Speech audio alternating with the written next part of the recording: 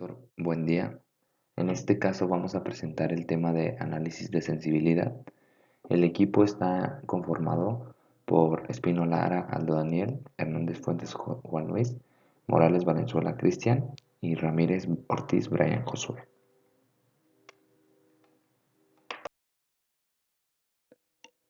El análisis de sensibilidad se conoce como el modelo en el que los parámetros pueden cambiar dentro de ciertos límites sin que cambie la solución óptima.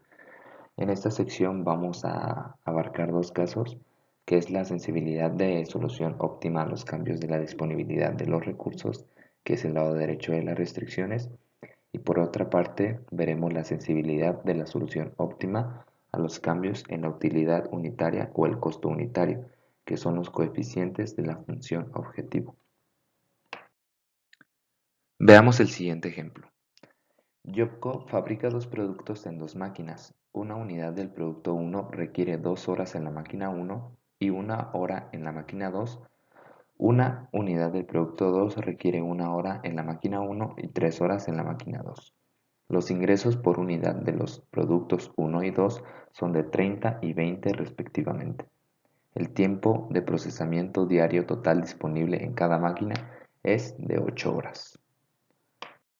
De acuerdo a los datos arrojados por el problema, tenemos lo siguiente, que debemos maximizar una ecuación dada por z igual a 3x1 más 20x2 con las restricciones de 2x1 más x2 menor o igual que 8, x1 más 3x2 menor o igual que 8 y evidentemente las condiciones de no negatividad para nuestras dos variables.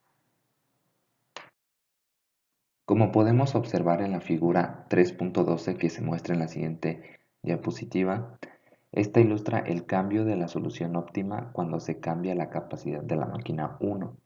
Si la capacidad diaria se incrementa de 8 a 9 horas, en este ejemplo, el nuevo óptimo se moverá al punto G.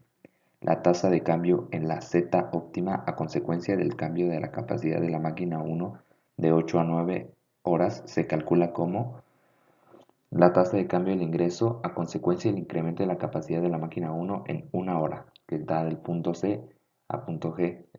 Esto da una resta de Z de G menos Z de C entre el cambio de la capacidad. Poniendo los datos numéricos tenemos que 142 menos 128 entre 9 menos 8 nos da un total de 14 por hora. Aquí vemos la figura 3.12 en la que nos especifica la máquina 1 con el cambio dado de 8 a 9. En este caso podemos observar que el óptimo en x1 en este caso cambia de ser de 3.2 en x1 y de x2 en 1.6 a 3.8 con x2 igual a 1.4. Y esto es lo que nos genera el cambio en nuestra producción. Ahora observamos que en la figura 3.12 vemos que el precio dual es de 14 pesos por hora. Permanece válido para cambios, incrementos o reducciones en la capacidad de la máquina 1, que mueven su restricción paralela a sí misma a cualquier punto sobre el segmento de la línea BF. Calculamos las capacidades de la máquina 1 en los puntos B y F y como siguiente obtenemos estos valores. La capacidad mínima de la máquina 1 en B, cuando es igual a 0.267, hacemos el cálculo y nos da un valor de B igual a 2.67 horas. Ahora la capacidad máxima de la máquina 1, que es el punto F, que sería igual a 8.0, que nos da un valor de 16 horas totales. Por lo tanto, podemos observar que la conclusión es que el precio dual de 14 horas permanece válido en el intervalo de 2.767 horas, que es el valor mínimo. El valor de la capacidad de la máquina 1 va a estar centrado en el intervalo y esto tiene que ser menor o igual a las 16 horas calculadas por el valor máximo. Ahora, elaborando cálculos similares, podemos verificar que el precio dual para la capacidad de la máquina 2 es de 2 unidades monetarias por hora y que no cambia cuando su capacidad se mantiene dentro del segmento de la línea DF. Ahora, calculamos la capacidad mínima de la máquina 2 cuando D es igual a 4,0 y nos da un valor de 4 horas, y ahora la capacidad máxima de la máquina 2 cuando E es igual a 8,0. Esto nos da un valor de 24 horas. Por lo tanto, el precio dual de 200 unidades monetarias para la máquina 2 no cambia dentro del intervalo de 4 horas menor o igual que la capacidad de la máquina número 2 menor o igual que 24 horas. A través de estos datos nosotros podemos contestar a preguntas tales como si Jobco puede incrementar la capacidad de la máquina o de ambas máquinas, ¿cuál máquina tendría la prioridad? Y ahora observamos que dentro de los cambios, según los precios duales para la máquina 1 y 2, cada hora adicional de la máquina 1 incrementa el ingreso en 14 unidades monetarias, en comparación con solo 2 unidades monetarias para la máquina 2. Por lo tanto, la máquina 1 debe tener prioridad. Esta es una de las partes de las preguntas. Y por otra parte tenemos que si la capacidad de la máquina 1 se incrementa de 8 a 13 horas, ¿cómo impactará este incremento al ingreso óptimo? Pues bueno, sabemos que el precio dual para la máquina 1 es de 14 y es válido en el intervalo de 2.67 a 16 horas, como lo vimos en las diapositivas pasadas. Por lo tanto, el incremento propuesto de 13 horas queda comprendido dentro del intervalo de factibilidad. Por consiguiente, el incremento del ingreso es de 14 por 13 menos 8, la diferencia entre este número de horas que nos da un valor de 70, lo que significa que el ingreso total se, se aumentará de 128 a 198. Ahora veremos los cambios en los coeficientes objetivos dados por el ejemplo 3.6-2. En la figura 3.13 muestra el espacio de soluciones gráficas del problema de Jobco presentado en el ejemplo 3.6-1. El óptimo ocurre en el punto C, x1 igual a 3.2, x2 igual a 1.6, z igual a 128. Los cambios en unidades de ingresos, es decir, los coeficientes de la función objetivo, modificarán la pendiente de z. Sin embargo, como puede verse en la figura, la solución óptima en el punto C no cambia en tanto la función objetivo queda entre las líneas BF y DE. Aquí podemos observar nuestra gráfica dada del ejemplo 3.6 en la que nos especifica el espacio de soluciones y el óptimo, que es cuando x es igual a 3.2, x2 igual a 1.6 y nuestro valor de z que es de 128. Ahora, ¿cómo podemos determinar los intervalos para los coeficientes de la función objetivo que mantendrán inalterable la función óptima en C? Por lo tanto, tenemos que maximizar un valor de z igual a cx1, x1 más c2, x2, que es c1 y c2 hacen referencia a constantes desconocidas. Por lo tanto, imaginemos que ahora la línea Z está pivotada en C y que puede girar en el sentido de las manecillas del reloj, así como en el sentido contrario. Por lo tanto, al hacer la división de los coeficientes, nos quedaría que un tercio tiene que ser menor o igual que C1 sobre C2 menor o igual que 2 entre 1. O, dado en decimales, 0.33 periódico menor o igual que C1 sobre C2 menor o igual que 2 enteros.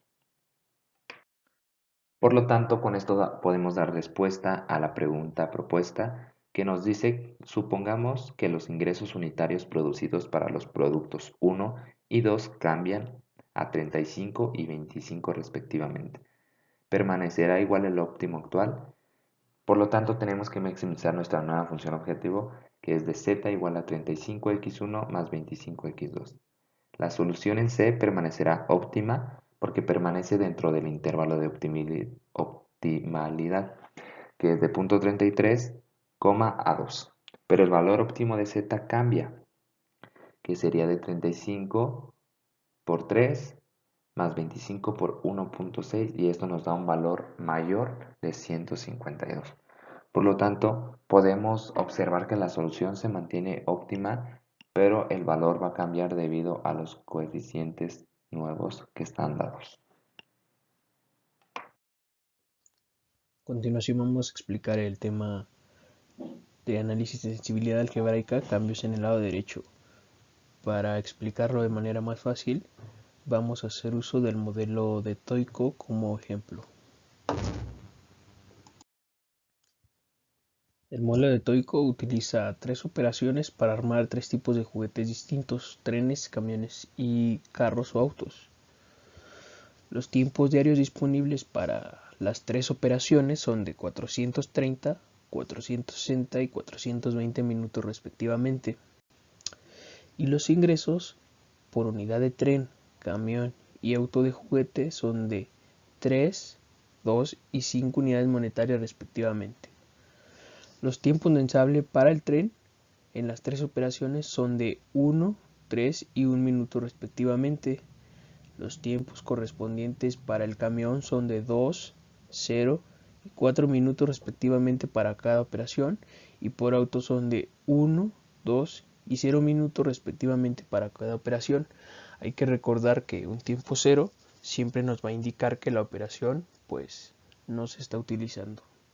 Así pues, en base a esto nosotros definimos a X1 como el número de trenes de juguete, X2 como el número de camiones de juguete y X3 como el número de autos de juguete.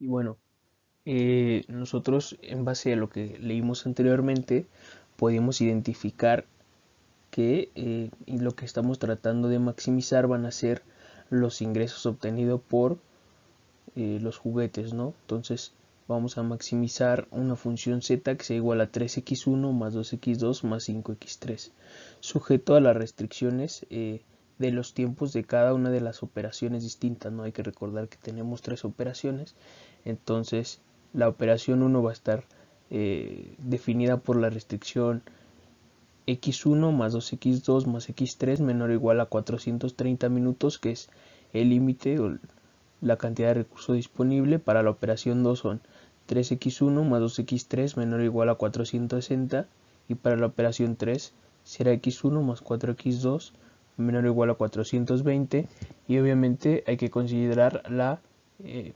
condición de no negatividad. Ahora tenemos que reescribir nuestro modelo en forma de ecuación, y así entonces vamos a añadir las variables de holgura o de superávit que tengamos que asignar. En la primera restricción agregamos la variable x4, que es una variable de holgura, al igual que en la restricción 2 y en la restricción 3, porque todas nuestras desigualdades eran menor o igual. Entonces por eso es que agregamos una variable de holgura, y pues también las vamos a considerar con un coeficiente 0 en la función z. Bueno, ahora comenzamos con la estructura de nuestra tabla inicial simplex del modelo original. Solamente tenemos que hacer un paso previo, que es igualar la función z a 0, y ahora sí, tanto la función z como cada una de las ecuaciones de nuestras restricciones, en este caso de la operación 1, operación 2 y operación 3, las vamos a sustituir directamente en la tabla. Si una variable no aparece, hay que recordar que entonces el coeficiente en esa ecuación es 0 para ella. Con la tabla inicial simplex anterior, nosotros podemos proceder a realizar el método simplex. Este método simplex hay que recordar que consiste en encontrar una variable de entrada, después una variable de salida, la posición en la que se intersecten tanto la columna de entrada como la fila de salida, nos dará un pivote que tendremos que hacer eliminar, pivotear con ese elemento y eliminar lo que exista arriba y abajo, e ir haciendo iteraciones hasta que, bueno, en este caso es maximizar, ya no tengamos nosotros coeficientes negativos en la parte de arriba.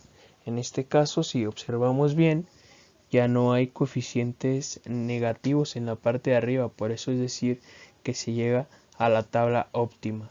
Esta tabla óptima va a ser importante, pero es solamente del modelo original.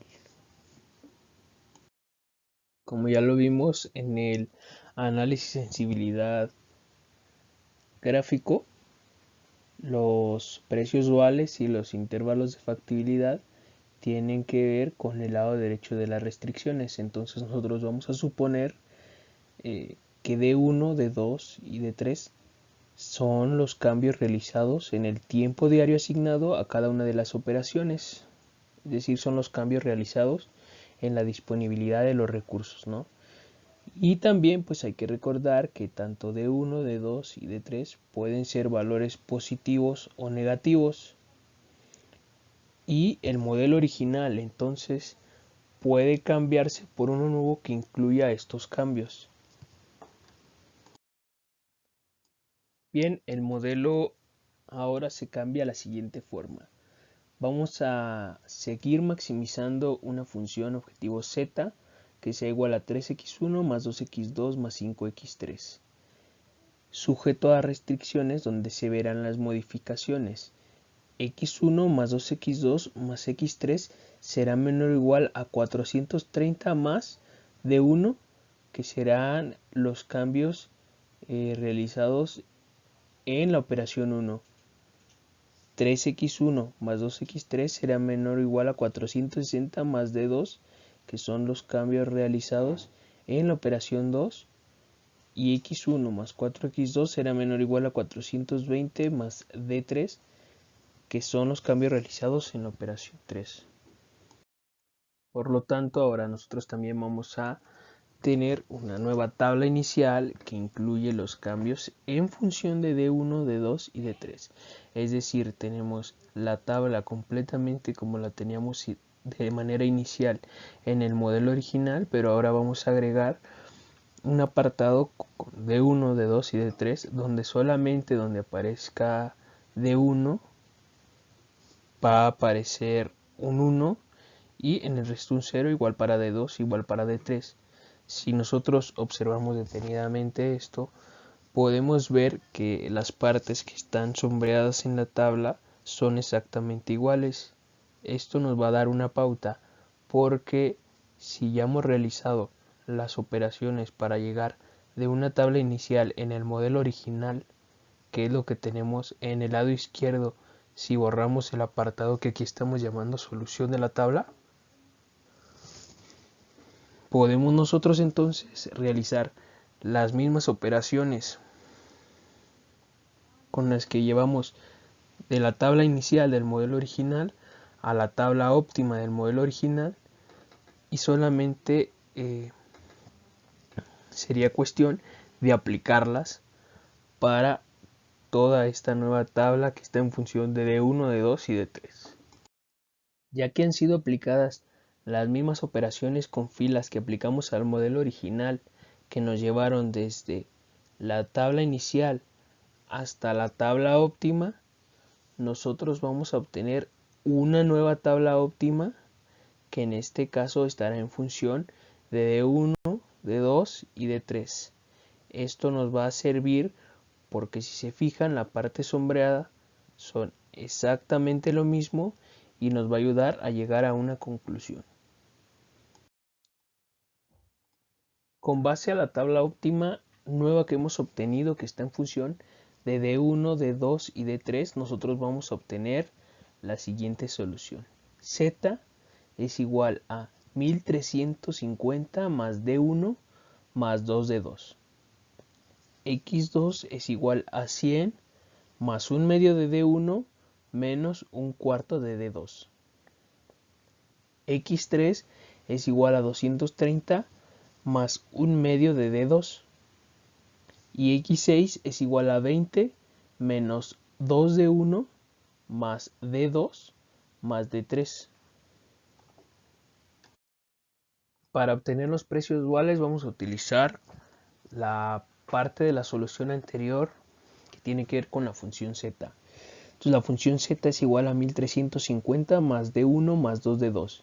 La podemos reescribir como z igual a 1350 más 1 de 1 más 2 de 2 más 0 de 3.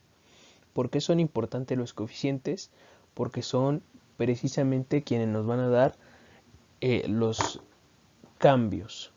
Un cambio unitario en la capacidad de la operación 1, sea positivo o negativo, va a cambiar a z, es decir, la va a incrementar o reducir en una unidad monetaria.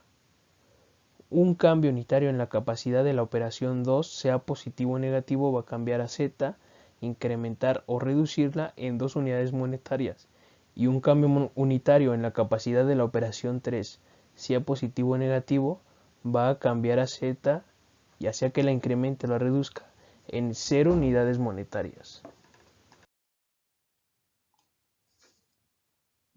Es importante que observemos que los coeficientes de 1, de 2 y de 3 en la fila z óptima son exactamente los mismos que los de las variables de holgura. Si ustedes lo vemos, en los recuadros en rojo tenemos los coeficientes para las variables de holgura y tenemos también los coeficientes que tienen en la fila z nuestras variables de 1, de 2 y de 3. Entonces, por lo tanto, nosotros podemos concluir que afirmativamente los precios duales son iguales a los coeficientes que las variables de holgura tienen en la fila z óptima, es decir, en la fila z de la tabla óptima del modelo. Por lo tanto, era lo que les comentaba anteriormente, que los coeficientes eran los que nos iban a dar los precios duales.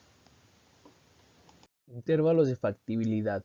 Para obtener los intervalos de factibilidad, debemos recordar que una solución permanece factible solo si todas las variables básicas permanecen no negativas, es decir, que sean mayores o iguales a 0. Entonces, en base a la tabla óptima que teníamos nosotros nueva y que estaba en función de D1, D2 y D3, nosotros obtuvimos que nuestras variables básicas estaban definidas como x2, que era igual a 100 más 1 medio de D1 menos 1 cuarto de D2, x3, que era igual a 230 más 1 medio de D2, y x6, que era 20 menos 2D1 más D2 más D3. Para que la solución siga siendo factible, entonces se tiene que cumplir que x2, x3 y x6 sean mayor o iguales a 0. Entonces, si x2, x3 y x6 son mayores o iguales a 0, pues su igualdad también tienen que cumplir esa condición. Por eso 100 más 1 medio de D1 menos 1 cuarto de D2 tiene que ser mayor o igual a 0, porque es lo mismo que decir x2 mayor o igual a 0. Lo mismo pasa con x3. Si x3 es mayor o igual a 0, 230 más 1 medio de 2 también tiene que ser mayor o igual a 0. Y para x6 ocurre exactamente igual. Si x6 es mayor o igual a 0, 20 menos 2 de 1 más d2 más d3 tienen que ser también mayor o iguales a 0. Estas condiciones nos van a servir de manera individual para producir justamente intervalos de factibilidad individuales asociados con cambiar un recurso a la vez. El procedimiento para calcular los intervalos de factibilidad individual es el siguiente. En este caso nosotros vamos a calcular el intervalo de factibilidad para D1. Entonces, tanto D2 como D3 deben ser iguales a 0. Después de x2, nosotros vamos a obtener que 100 más 1 medio de D1 va a ser mayor o igual a 0. Y de ahí obtenemos uno de nuestros límites, que D1 va a ser mayor o igual a menos 200. Después de x3 tenemos que 230 es mayor o igual a 0, pero como no incluye a D1, no lo tomamos en cuenta.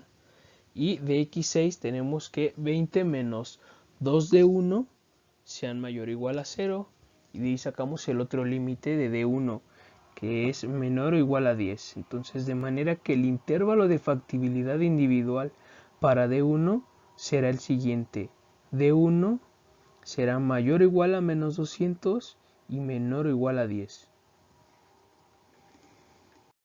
De manera exactamente igual, podemos repetir nuestro procedimiento para D2 y D3, de manera que el intervalo de factibilidad individual para D2 es el siguiente. D2 es mayor o igual a menos 20 y menor o igual a 400. Y el intervalo de factibilidad individual para D3 va a ser mayor o igual a menos 20 y menor o igual a infinito.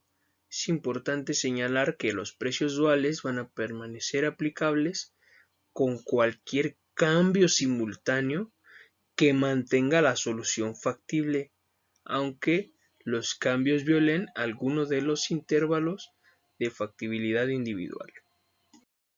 A continuación vamos a resolver un ejercicio extraído del bloque de problemas 3.6c. Nos dice que la División de Educación Continua del Colegio Comunitario de Ozark ofrece un total de 30 cursos cada semestre. Por lo común, los cursos ofrecidos son de dos tipos: los cursos prácticos, como carpintería, procesamiento de palabras y mantenimiento automotriz, y los cursos humanistas, como historia, música y bellas artes. Entonces, para satisfacer las demandas de la comunidad, cada semestre deben ofrecerse como mínimo 10 cursos de cada tipo. La división estima que los ingresos producidos por el ofrecimiento de cursos prácticos y humanistas son aproximadamente de 1.500 y 1.000 unidades monetarias por curso respectivamente. Bueno, iniciamos identificando que x1 va a ser el número de cursos prácticos y x2 va a ser el número de cursos humanistas. Entonces, vamos a tener una restricción que esté relacionada con el número de cursos disponibles al semestre, es decir, que tanto x1 más x2 no van a poder pasar o no van a poder ser más de 30. Y vamos a tener también dos restricciones, una asociada con el mínimo de cursos de cada tipo. Dice el enunciado que la división tiene que cumplir una demanda de al menos 10 cursos de cada tipo. Por eso es x1 mayor o igual a 10 y x2 mayor o igual a 10. Y tenemos también la función de ingresos percibidos por los cursos, que es z igual a 1500 x1 más 1100 x2. Identificado lo anterior, podemos construir nuestro modelo de programación lineal, que es básicamente lo mismo.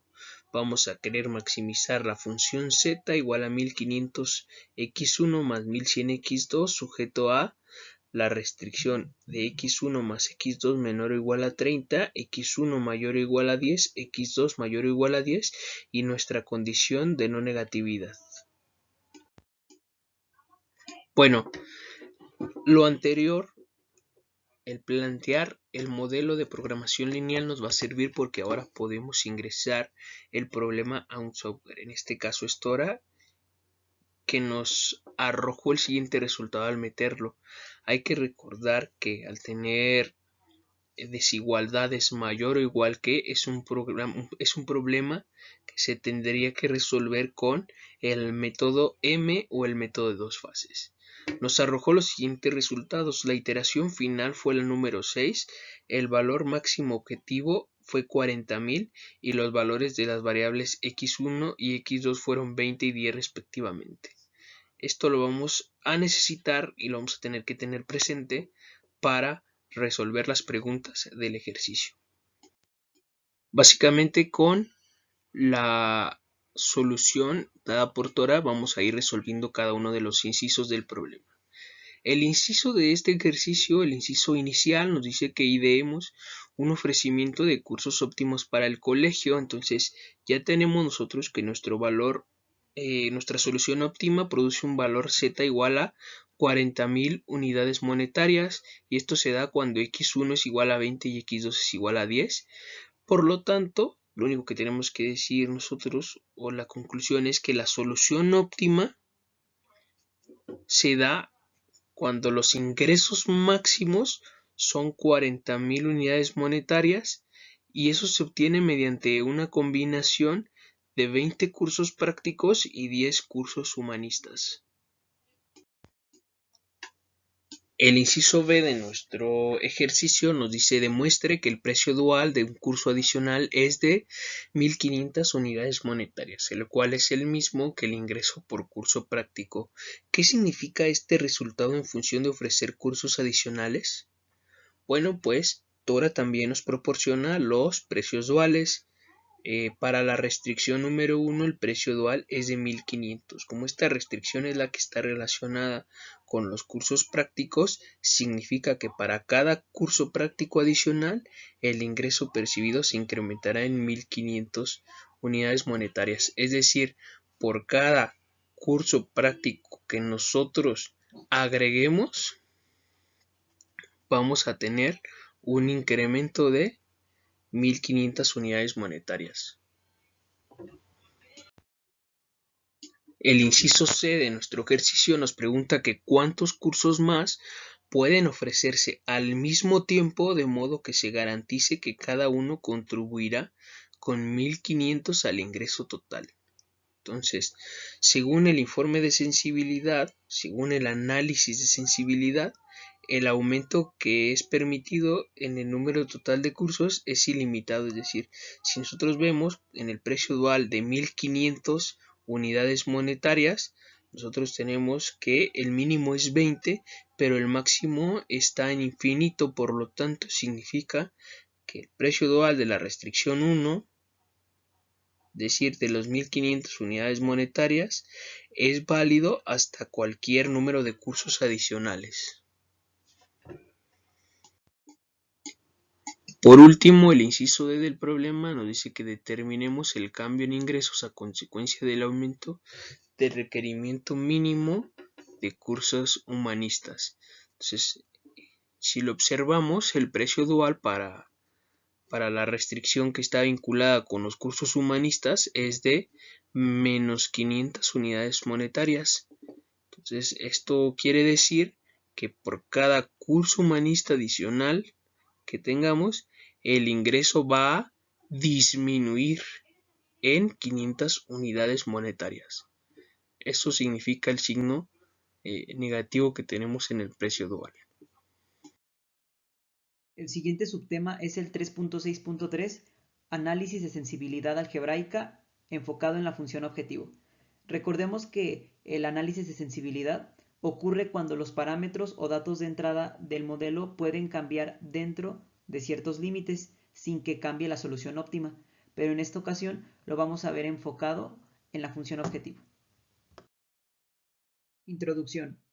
Como ya se mencionó, se verá el análisis de sensibilidad para determinar las condiciones que mantendrán la optimalidad de la solución de una programación lineal, pero en esta sección se aplicará a un problema de programación lineal general, con base en los resultados que aparecen en la tabla simplex. Otro punto importante es que este tipo de análisis me indica qué tan sensible es mi solución óptima a los cambios en la utilidad unitaria o costo unitario. Esto hace referente a los coeficientes de la función objetivo. Para explicar el análisis de sensibilidad de la función objetivo es necesario definir los costos reducidos. Este es un concepto que sirve como base para poder realizar dicho análisis, así como poder obtener o estructurar el intervalo de optimalidad. Para ello, se retomará el modelo TOICO. Modelo TOICO.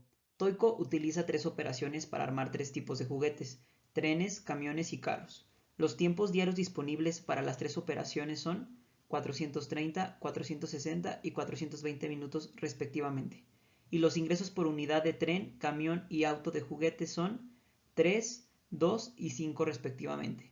Los tiempos de ensamble por tren en las tres operaciones son 1, 3 y 1 minutos respectivamente.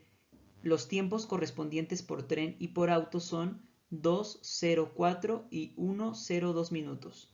Un tiempo cero indica que la operación no se utiliza. Ya que se dio lectura al planteamiento del problema, ahora lo que tenemos que hacer es identificar nuestras variables de decisión. Nuestras variables de decisión va a ser x1, x2 y x3, las cuales representan las cantidades diarias de unidades ensambladas de trenes, camiones y autos respectivamente. Ya con nuestras variables de decisión, procederemos a formular nuestra función objetivo y nuestras restricciones. quedando el modelo de programación lineal asociado como maximizar z igual a 3x1 más 2x2 más 5x3, sujeto a x1 más 2x2 más x3 menor o igual a 430, y eso hace referencia a la operación 1. La siguiente es 3x1 más 2x3 menor o igual a 460 de la operación 2. Y por último, x1 más 4x2 menor o igual a 420 referente a la operación 3. Y también se incluye la condición de no negatividad en la cual x1, x2 y x3 son mayores e iguales a 0. Pero recordemos que el análisis lo haremos en base al método simplex, por lo tanto necesitamos pasar nuestras restricciones de desigualdad a ecuación. Por lo tanto, también vamos a considerar x4, x5 y x6 como nuestras variables de holgura para las restricciones de las operaciones 1, 2 y 3 respectivamente. Con el planteamiento de nuestro modelo de programación lineal, aplicando el método simplex, ya sea de manera escrita realizando operaciones con renglones o con ayuda de un software, llegamos a la siguiente tabla óptima, de la cual podemos ver que se llega a esa solución óptima debido a que todos los coeficientes de la fila Z son positivos, y la solución óptima sugiere fabricar 0 trenes, 100 camiones y 230 autos, proporcionando un ingreso máximo de 1350. Empezando con el análisis, vemos que la ecuación Z objetivo que aparece en la tabla óptima puede escribirse como Z igual a 1350 menos 4x1 menos x4 menos 2x5. Esto es como resultado de hacer el despeje de Z de la fila Z de la tabla óptima simplex. Al aplicar el método simplex al modelo original, se pudo ver que la solución óptima no produce trenes de juguete, o sea que x1 es igual a 0. La razón es evidente, ya que en la ecuación z de la tabla óptima, donde un aumento unitario en x1 sobre su valor de 0 actual reduce a z en 4 unidades. ¿Qué quiere decir? Si por ejemplo tomamos el valor de x1 y le damos el valor de 1, y ese 1 lo sustituimos en la ecuación z de la tabla óptima, entonces me da un valor de mi utilidad o mi ingreso igual a 1346, y recordemos que mi ingreso en mi solución óptima era de 1350. ¿Qué quiere decir? Que al tomar el valor de x1 en mi solución óptima disminuye mi ingreso o mi utilidad, y lo que yo quiero es maximizarlo. Por lo tanto, podemos considerar el coeficiente x1 en la ecuación z de la tabla óptima, que es igual a 4, como un costo unitario porque reduce el ingreso Z, y también se puede ver como un costo reducido.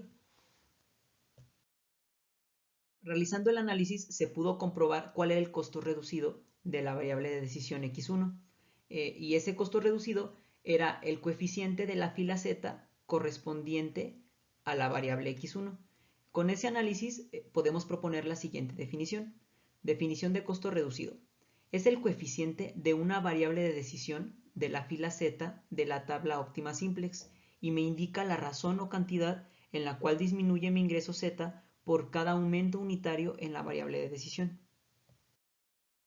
Y la pregunta es, ¿de dónde viene este costo? Se sabe, según el modelo original, que el ingreso por unidad de x1, que representa los trenes, es de 3. También sabemos que la producción de trenes de juguete incurre en un costo porque consume recursos, que es el tiempo de operaciones. Por consiguiente, desde el punto de vista de optimización, x1 depende del costo de los recursos consumidos con respecto al ingreso. Esta relación define el llamado costo reducido y se formaliza en la literatura de programación lineal como costo reducido por unidad es igual al costo de los recursos consumidos por unidad menos el ingreso por unidad. De lo anterior podemos decir también que para que una variable de decisión forme parte de mi solución óptima, en este caso se quiere maximizar la utilidad o el ingreso, la variable no tiene que tener un costo reducido, ya que el costo reducido se presenta cuando el costo de producción es mayor que el precio de venta y por ende no me genera ningún ingreso o utilidad. Es por ello que x1 no forma parte de mi solución óptima. Ahora vamos a ver otro ejemplo. Igual, en el modelo original de Toico, el ingreso por unidad de camiones de juguete es igual a 2. Es menor que el de los trenes, que es igual a 3. Entonces, hasta aquí pareciera que te convendría que en tu solución óptima pues estuviera los trenes de juguete. No obstante, la solución óptima recomienda producir camiones de juguete, que es x igual a 100 unidades, y de trenes pues ninguno. La razón es que el costo de los recursos consumidos por camión de juguete, es decir, el tiempo de operaciones, es menor que su precio unitario y genera un ingreso. Y por tanto, esto no ocurre en el caso de los trenes. En el caso de los trenes es mayor el tiempo de operación o el costo que el precio, por ende no me genera ninguna utilidad. Con la definición dada de costo reducido podemos ver que una variable no rentable, como por ejemplo x1, puede hacerse rentable de dos maneras. La primera es incrementando el ingreso unitario y la segunda es reduciendo el costo unitario de los recursos consumidos. Sin embargo, la primera opción, que es incrementar el ingreso unitario, para poder incrementar el ingreso unitario tendríamos que aumentar el precio por unidad o el precio unitario. Sin embargo, las condiciones del mercado dictan ese precio por unidad y puede ser complicado o inclusive te puede perjudicar más a tu ingreso el que tú aumentes tu precio. Entonces, lo más viable es reducir los costos de recursos consumidos, ya que se puede hacer o se puede hacer alguna modificación y ser más eficiente el proceso. Determinación de los intervalos de optimalidad. Ahora el enfoque será en la determinación de las condiciones que mantendrán una óptima solución. El desarrollo se basa en la definición de costo reducido, que ha sido el concepto que hemos venido desarrollando a lo largo de la sección. Y para ello vamos a apoyarnos del modelo Toico y vamos a definir nuevas variables. En este caso sería D1, D2 y D3 como los cambios de los ingresos unitarios de camiones, trenes y autos respectivamente. Estos cambios son de gran importancia ya que me van a proporcionar un intervalo de optimalidad individual que se verá más adelante. Al incluir los cambios en los ingresos unitarios, que vienen siendo el cambio que puede sufrir los coeficientes de mi función objetivo se puede escribir de la siguiente manera. Maximizar z igual a 3 más d1 que multiplica x1 más 2 más d2 que multiplica x2 más 5 más d3 que multiplica x3. Es muy importante identificar los términos que están dentro de los paréntesis, como por ejemplo 3 más d1, 2 más d2, 5 más d3, ya que estos elementos o estos términos que están dentro de cada uno de los paréntesis me representa el ingreso unitario total. Y este ingreso unitario total será de gran ayuda para poder formular o construir mi intervalo de ingresos unitarios totales. Este intervalo de ingresos unitarios totales es el que me proporciona el software Tora para poder realizar el análisis de sensibilidad enfocado a mi función objetivo. Entonces, de manera general, el ingreso unitario total lo podemos definir como el coeficiente original de mi modelo más el cambio en los ingresos unitarios. Primero, consideremos la situación general en la cual todos los coeficientes objetivo cambian al mismo tiempo. Método 1 para calcular los costos reducidos. Con los cambios simultáneos, al incluir en mi función objetivo los cambios en los ingresos unitarios, la fila Z en la tabla simplex de inicio aparece como se muestra en la imagen. Cuando se genera la tabla simplex con la misma secuencia de las variables de entrada y de salida utilizadas en el modelo original, pero ahora con mi nueva fila modificada de mi función objetivo Z, al realizar las operaciones de fila simplex llego a una iteración óptima que se presenta a continuación. Bueno, esta es la tabla simplex óptima con la nueva fila Z o con mi función objetivo modificada. Como se puede apreciar de manera general, los coeficientes de mis variables básicas, que vienen siendo x2, x3 y x6, se mantienen iguales al método simplex o a la tabla simplex óptima del modelo original. Sin embargo, hay una modificación en mi fila Z, ya que al incluir los cambios en los ingresos unitarios, también estas se incluyen en mi nueva tabla simplex óptima. Realizando el análisis de la nueva tabla óptima aplicando el método simplex pero con mi función objetivo z modificada que incluye los cambios en los ingresos unitarios, es evidente, como ya lo mencioné, que la nueva tabla óptima es igual a la tabla óptima original del modelo que ya se había calculado, pero hay una diferencia en los costos reducidos que vendrían siendo pues los coeficientes de la ecuación z. Y esto tiene gran significado, ya que los cambios en los coeficientes de la función objetivo pueden afectar solo la optimalidad del problema.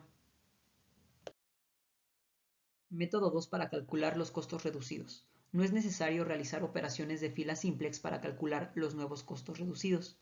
Un examen de la nueva fila z muestra que los coeficientes de los cambios en los ingresos unitarios se toman directamente de los coeficientes de las restricciones de la tabla óptima, obtenida al aplicar el método simplex al modelo original.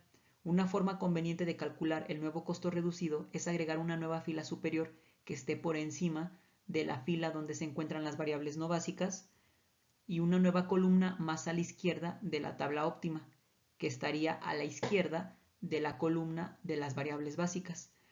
A continuación se muestra una ilustración de cómo se incluyen esta nueva fila y esta nueva columna. Como se puede observar, las áreas sombreadas representan la nueva fila y la nueva columna en la tabla simplex. Es importante identificar que las entradas en la fila superior son los cambios en los ingresos unitarios asociados con cada una de las variables. Y en la columna a la extrema izquierda del elemento superior se le asigna el valor de 1 en la fila z seguido del cambio en los ingresos unitarios de la variable básica correspondiente. También es importante considerar que para las variables de holgura el valor del cambio en los ingresos unitarios es igual a 0. Es por ello que en la variable básica x6 el valor del cambio es igual a 0. La metodología para calcular el nuevo costo reducido para cualquier variable o el valor de z es la siguiente. Lo primero que tengo que hacer es identificar la variable a la cual le voy a calcular el costo reducido. Ya que tengo identificada la variable, voy a multiplicar los elementos de su columna por los elementos correspondientes que aparecen en la columna a la extrema izquierda. Es muy importante que al realizar la multiplicación tiene que ser elemento correspondiente a elemento correspondiente. Ya que tengo esos productos, tengo que sumar cada uno de los productos y tengo que restarle a esa suma el elemento de la fila superior. Por ejemplo, para x1 tenemos que, para calcular su costo reducido, ya identifiqué que tanto como 4, menos un cuarto, 3 medios y 2 son los elementos que están en la columna de x1, que es a la variable a la que le voy a calcular el costo reducido. Y después lo voy a multiplicar cada uno de esos elementos por la columna a la extrema izquierda, que viene siendo el 1, d2, d3 y 0. Y a toda esa suma le voy a restar el elemento correspondiente en la fila superior, que vendría siendo menos de 1. Y al realizar los productos correspondientes, me da que el costo reducido de x1 es igual a 4 menos un cuarto de 2 más 3 medios por d3 menos d1. Ahora veremos las condiciones que mantendrán una óptima solución. Las condiciones que mantienen una óptima solución se obtienen encontrando el costo reducido de las variables no básicas y después aplicando no negatividad en el caso de maximización y de negatividad en el caso de minimización. La solución actual permanece óptima en tanto los costos reducidos, o sea, los coeficientes de la ecuación z, permanezcan no negativos en el caso de maximización. Como vimos en la diapositiva anterior, ya calculamos el costo reducido de una variable no básica, en este caso de x1. Por lo tanto, si al costo reducido le aplico no negatividad, me proporciona una condición de optimalidad simultánea. Por lo tanto, tenemos las siguientes condiciones de optimalidad simultáneas correspondientes a x1, x4 y x5, que son mis variables no básicas, recordando que las variables no básicas no forman parte de mi solución óptima. Entonces, como ya lo habíamos calculado, mi costo reducido para x1 es igual a 4 menos un cuarto por d2 más 3 medios por d3 menos d1 mayor o igual a 0, porque tienen que cumplir con la condición de que no pueden ser negativos. Para x4, la condición de optimalidad es 1 más 1 medio por d2 mayor o igual a 0. Y para x5, mi condición de optimalidad simultánea es 2 menos 1 cuarto por d2 más 1 medio por d3 mayor o igual a 0. Es importante recordar que el costo reducido de una variable básica siempre es 0, ya que mis variables básicas son aquellas que me proporcionan las condiciones óptimas. Y es evidente, como lo muestra en la tabla óptima modificada, que los coeficientes en mi fila z de mis variables básicas son 0. Aplicaciones de las condiciones de optimalidad simultáneas. Para ilustrar el uso de estas condiciones, supongamos que la función objetivo de Toico cambia de z igual a 3x1 más 2x2 más 5x3 a z igual a 2x1 más x2 más 6x3. Entonces lo que tenemos que hacer es calcular el valor de los cambios de los ingresos unitarios por cada variable de decisión. O sea, vamos a encontrar los valores de D1, D2 y D3. Y para encontrar esos valores se realiza una resta entre el coeficiente final, que es el coeficiente al realizar el cambio, menos el coeficiente original de mi función objetivo. Esa resta me proporciona cada uno de los valores de mis incógnitas, que vendría siendo D1, D2 y D3. Para D1 tenemos que el coeficiente al realizar la modificación es 2, menos el coeficiente original, que es 3, me da igual a 1. Para D2 me da igual a menos 1 y para D3 me da igual a 1. Ya conociendo los cambios en los ingresos unitarios de cada una de mis variables de decisión, procedemos a sustituir los valores de D1, D2 y D3 en las condiciones de optimalidad. En la primera condición, al sustituir los valores, me arroja un valor de 6.75, que es mayor o igual a 0. En la segunda condición, al sustituir, me da igual a 0.5, que sigue siendo mayor o igual a 0. Y en la tercera condición me da un valor de 2.75, que de igual manera es mayor o igual a 0. Como se puede observar, se satisfacen las condiciones de optimalidad. ¿Qué quiere decir? Que se satisfacen las desigualdades, ya que en cada una de las condiciones los valores obtenidos fueron mayores o iguales a 0, y por lo tanto los cambios propuestos en los coeficientes de la función objetivo mantendrán la solución actual, que es x1 igual a 0, x2 igual a 100 y x3 igual a 230. Y esta solución seguirá siendo la óptima, pero con un nuevo valor de z, que al sustituir los valores de D1, D2 y D3 en mi z modificada es igual a 1480. Si cualquier condición no satisface, debe determinarse una nueva solución, pero esta nueva forma de determinar esa nueva solución se verá en el capítulo 4. Si se trata de un caso de minimización, los costos reducidos, o sea, los coeficientes de mi ecuación z, deberán ser menores o iguales a 0 para mantener la optimalidad. Ahora continuamos con los intervalos de optimalidad individuales. Y los intervalos de optimalidad individuales son los intervalos que tienen que ver con los cambios de DI una a la vez, y estos pueden desarrollarse a partir de las condiciones de optimalidad simultáneas.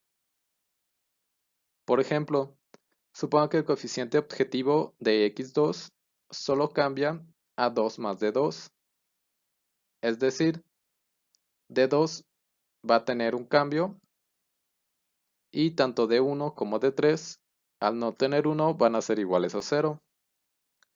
Por lo tanto, recordando las condiciones de optimalidad simultáneas que vimos anteriormente, estas se reducen a 4 menos un cuarto de d2 mayor o igual que 0, 1 más un medio de d2 mayor o igual que 0 y 2 menos un cuarto de d2 mayor o igual a 0. Después, despejando d2 en cada desigualdad, nos queda d2 menor o igual a 16, mayor o igual a menos 2 y menor o igual a 8. Y vemos que tanto la primera como la segunda se pueden juntar en una sola, ya que 8 es menor que 16 y solamente tenemos una desigualdad mayor que. Entonces el intervalo de D2 para el caso individual va a ser que D2 va a ser mayor o igual a menos 2, pero menor o igual a 8. Del mismo modo, se puede verificar que los cambios individuales en el coeficiente de 3 más D1 y de 5 más D3 para la variable x1 y para x3 nos van a dar intervalos de optimalidad individuales. Siguiendo la misma metodología. Continuemos con los intervalos de ingresos unitarios totales. Primero nos dice, las condiciones individuales dadas pueden traducirse a intervalos de ingresos unitarios totales. Por ejemplo, para los camiones de juguete variable x2, el ingreso unitario total es de 2 más D2 y su intervalo de optimalidad individual para D2 es que se encuentra mayor o igual a menos 2, pero menor o igual a 8. Y esto se traduce a que el ingreso unitario del camión de nuestro juguete, que sería x2, va a ser mayor o igual a 0, pero menor o igual a 10. Esto por el 2 que aparece sumado a D2.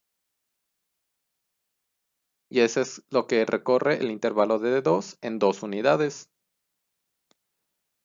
Además, esto se hace suponiendo que los ingresos unitarios de los trenes y autos de juguete, que serían las variables x1 y x3, permanecen fijos en 3 y 5 respectivamente.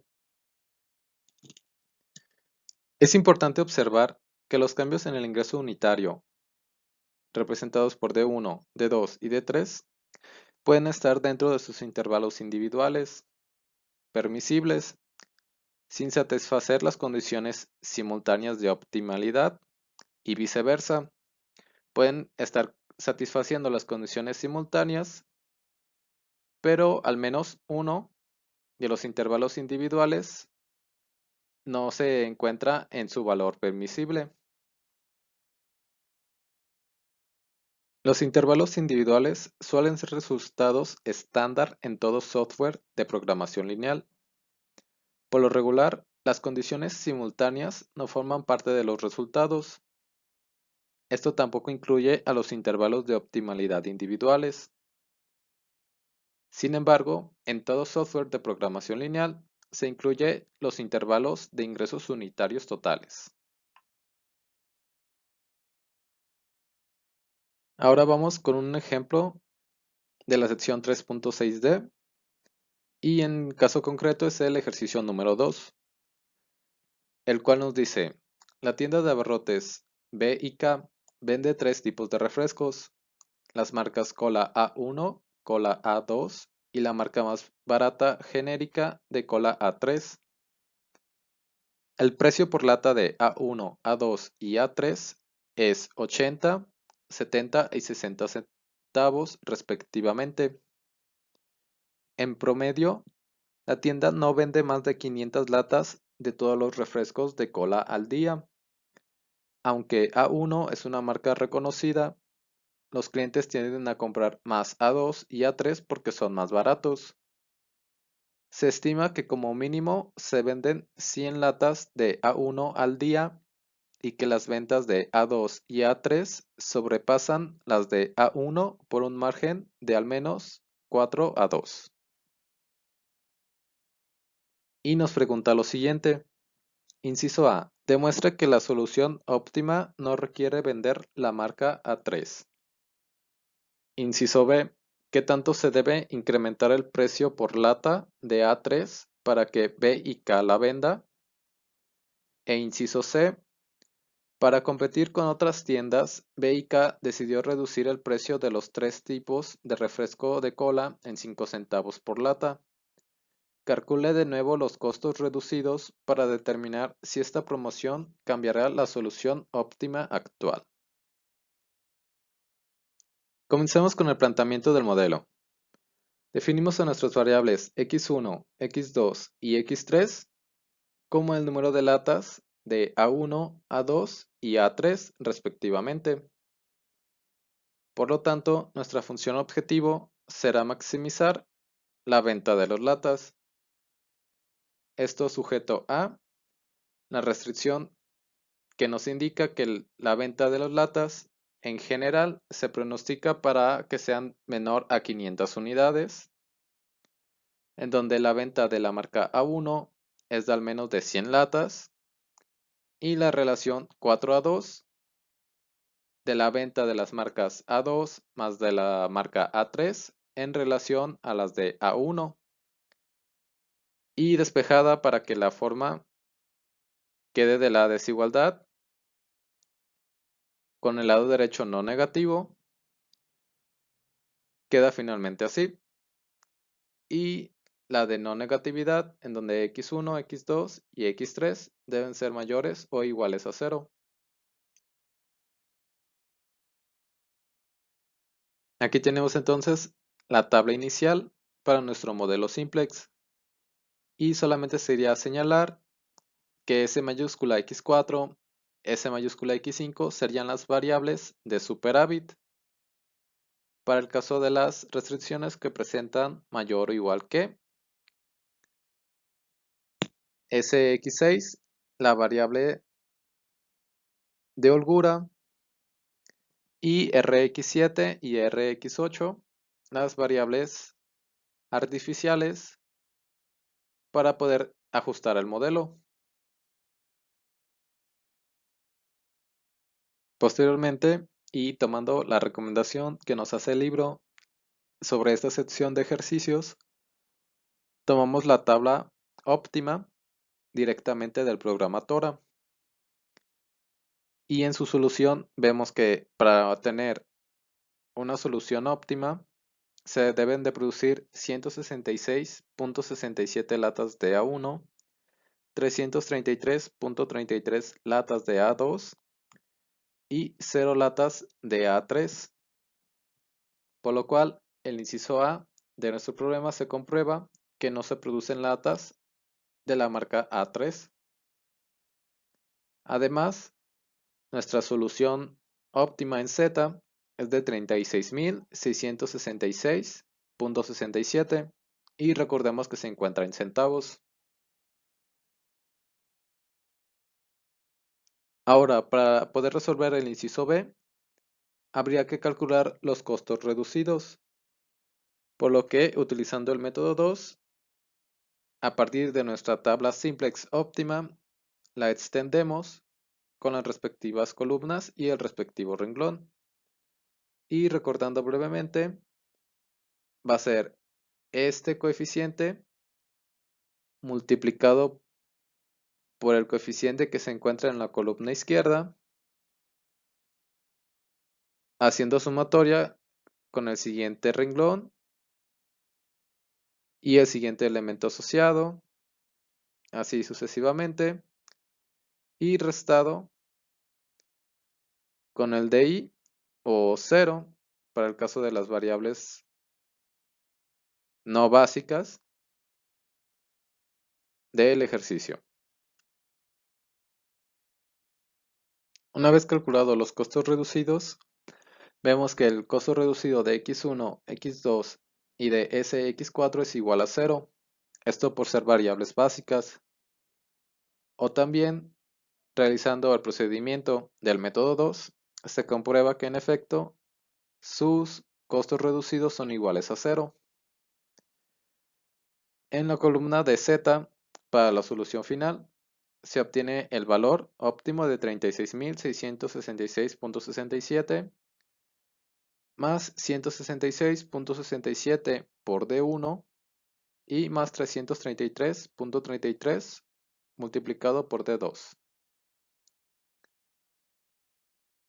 Y el costo reducido de x3 vemos que es igual a 10 más D2 menos D3. el de SX5, 7 sextos más 1/3 de D1 menos 1/3 de D2, y el de SX6 de 220 tercios más 1/3 de D1 y más 2/3 de D2. Ahora que conocemos que el costo reducido de X3 es igual a 10 más D2 menos D3, podemos plantear el inciso B, el cual nos dice que solamente vamos a cambiar el coeficiente de X3, por lo que D1 y D2 van a ser iguales a 0. Esto nos da que X3 va a ser igual a 10 menos D3, y esto a su vez es mayor o igual a 0, ya que estamos en el caso de maximización. Despejando de la desigualdad, 10 va a ser mayor o igual a D3. Y por lo tanto, en respuesta al inciso B, en ese intervalo que va de menos infinito hasta 10, que como vemos al ser D3 menor o igual a 10, solamente está limitado en su valor superior, en su extremo superior. Al ser todos los valores que sean menores que 10, los puede tomar, eso incluyendo hasta el menos infinito. El cambio en el coeficiente de X3 en este intervalo no alterará la solución óptima. Por lo tanto, es necesario incrementar en más de 10 el coeficiente. Esto precisamente nos lo da su intervalo. Y como vemos al inicio del problema, la lata de A3 valía 60 centavos. Y al incrementarlo en más de 10, debe de subir a más de 70 centavos la lata de A3 para que ésta pueda ser vendida óptimamente y cambie la respuesta que ya se tenía.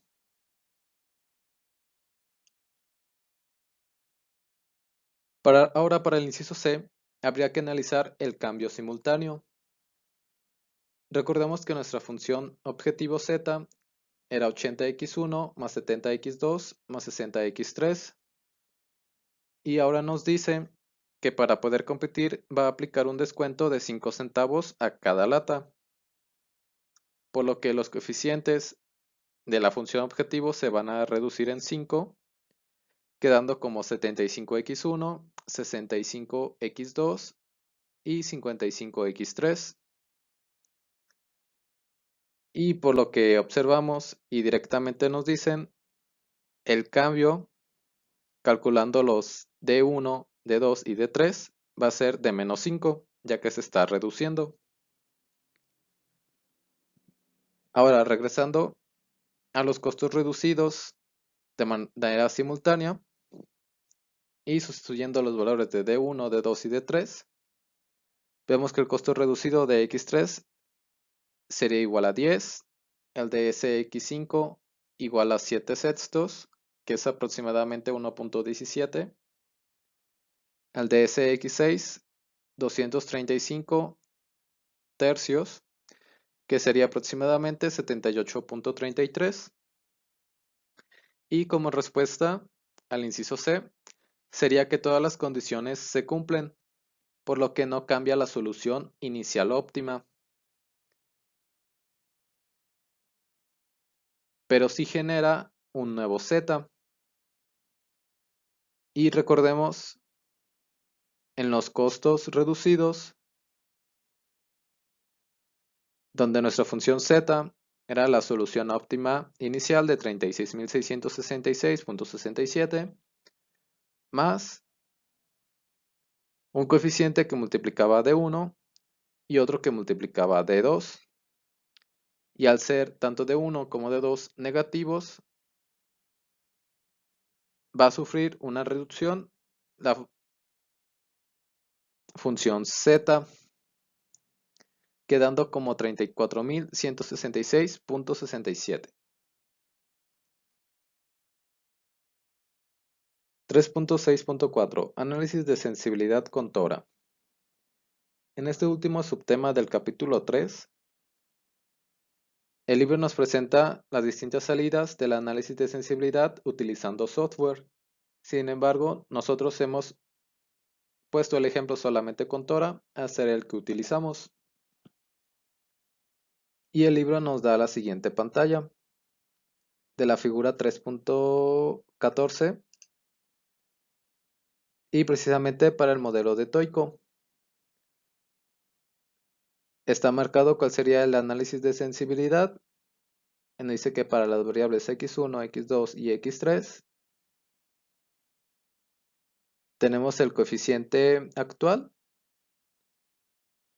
el mínimo y el máximo coeficiente, es decir, sería su intervalo, y el costo reducido.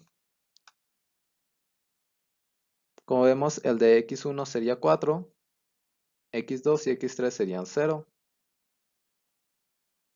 que concuerda perfectamente con lo que ya se vio anteriormente. Además, para las secciones 1, 2 y 3, nos dan el valor actual, el mínimo y el máximo, construyendo su intervalo, y el precio dual. Y solamente como aclaración, esta salida se encuentra en la pestaña de solución de la forma algebraica y en la de iteración final. Otro ejemplo, pero esta vez la pantalla es tomada directamente del programa, como generalmente se suele ver, y es del ejercicio 2 de la sección 3.6D, el mismo que se analizó en la sección pasada. Como vemos, al inicio nos da lo que sería el valor objetivo, que sería el máximo, en cuántas iteraciones se realizó, y si quisiéramos agregarle un título. Después, para las variables x1, x2 y x3, nos dan el valor que representa la solución óptima. Como vemos, son los mismos valores. x3 es 0. Tenemos el coeficiente objetivo de nuestra función z y su contribución. Más abajo, en el análisis de sensibilidad, nuevamente se presentan el coeficiente objetivo, o más bien el coeficiente actual, los coeficientes mínimos y máximos, que constituyen su intervalo individual total para el costo reducido, y aquí el costo reducido que representa en la solución óptima.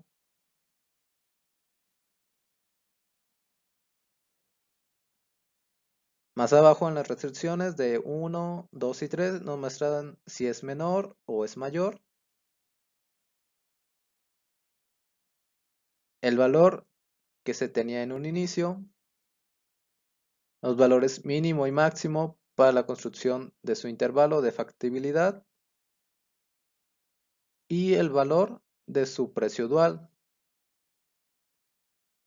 Esta presenta ya los datos de manera automática y con el cual se pueden tomar decisiones más rápidamente.